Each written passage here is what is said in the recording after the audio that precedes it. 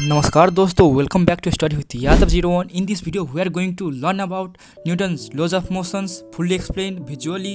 What still the हम समझेंगे laws of motion. Sir Isaac Newton ने लॉज ऑफ मोशन के बारे में बताया है, साथ ही ऑब्जेक्ट के मोशन और उस पर लगने वाले फोर्स के बीच के रिलेशनशिप को एक्सप्लेन किया है। लॉज ऑफ मोशन 3 टाइप्स के होते हैं।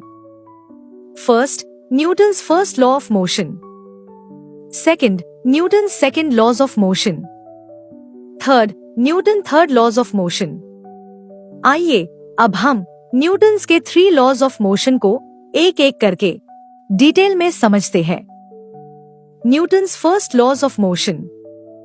न्यूटन फर्स्ट लॉ कहता है कि कोई ऑब्जेक्ट तब तक रेस्ट पे रहेगा या एक स्ट्रेट लाइन में यूनिफॉर्म मोशन के साथ मूव करेगा जब तक उस पर कोई एक्सटर्नल फोर्स ना लगाया जाए। आसान शब्दों में कहे तो ऑब्जेक्ट जो काम कर रही है वो उसी काम को करते रहेगी जब तक कोई एक्सटर्नल फोर्स उस पर एक्ट ना करे। इसे लॉज ऑफ इनर्शिया भी कहा जाता है।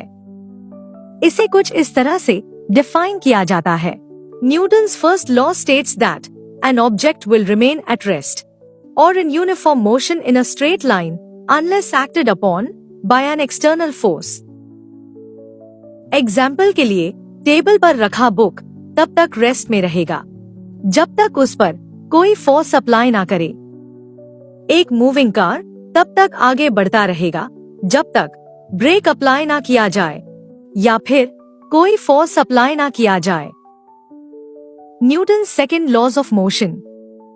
Newton second law of motion के अकॉर्डिंग किसी बॉडी के लिनियर मोमेंटम में चेंज उस पर लगने वाले एक्सटर्नल फोर्स के डायरेक्टली प्रोपोर्शनल होता है और ये चेंज हमेशा अप्लाई किए गए फोर्स के डायरेक्शन में होता है। लिनियर मोमेंटम फिजिक्स का एक फंडामेंटल कंसेप्ट है जो क्लासिकल मैकेनिक्स का पार्ट है। लिनियर मोमेंटम ऑब्जेक्ट के मोशन के अमाउंट को बताती है और इसे ऑब्जेक्ट के मास और वेलोसिटी प्रोडक्ट के टर्म में डिफाइन किया जाता है। लिनियर मोमेंटम को मैथमेटिकली कुछ इस तरह रिप्रेजेंट किया जाता है। P equal to m into v, जहां P लिनियर मोमेंटम है, m ऑब्जेक्ट का मास है, v ऑब्जेक्ट की वेलोसिटी है। इसे कुछ इस तरह से डिफाइन किया जाता है। According to Newton's second law of motion, the rate of change of linear momentum of a body is directly proportional to the external force applied on the body, and this change takes place always in the direction of the applied force. अब मान लेते हैं एक object का मास m है जो velocity v से move कर रहा है, तो उस बॉडी का linear momentum p equal to m into v है। मान लेते हैं कि F बॉडी के मोशन के डायरेक्शन में लगने वाला फोर्स है, क्योंकि फोर्स बॉडी के लिनियर मोमेंटम को चेंज कर देता है, जिसे dp बाय dt से रिप्रेजेंट किया जाता है। Force equal to dp by dt। Newton second law के according force dp by dt के डायरेक्टली प्रोपोर्शनल होता है।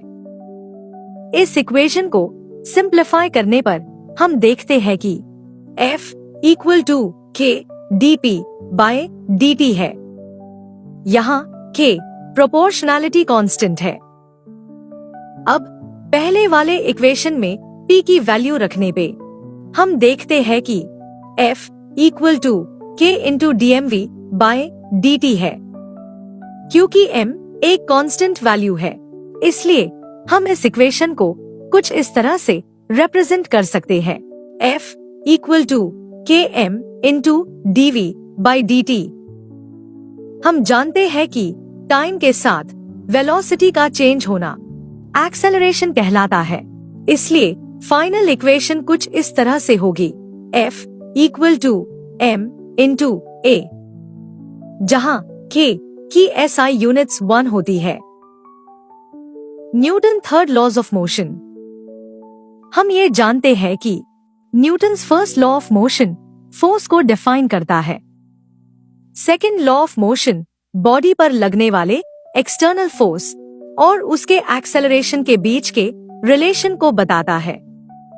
थर्ड लॉज हमें बताता है कि बॉडी पर लगने वाला एक्सटर्नल फोर्स कहां से ओरिजिनेट होता है। इस लॉ का मतलब ये है कि किसी बॉडी पर लगने वाला एक्सटर्नल फोर्स हमेशा किसी दूसरे बॉडी के कारण लगता है।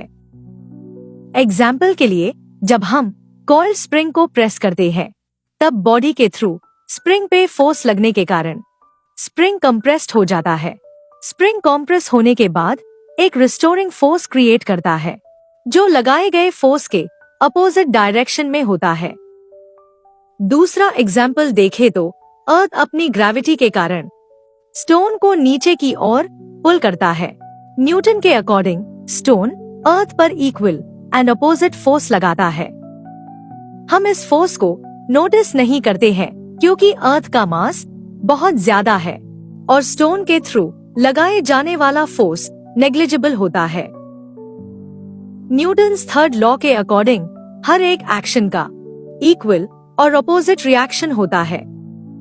यहाँ एक्शन टर्म का मतलब है कि पहली बॉडी दूसरी बॉडी पर फोर्स लगाएगा, जबकि रिएक्शन टर्म का मतलब है कि दूसरी बॉडी पहली बॉडी पर फोर्स लगाएगा। Found this video helpful? Don't forget to like, share and subscribe for more these types of video. Thank you.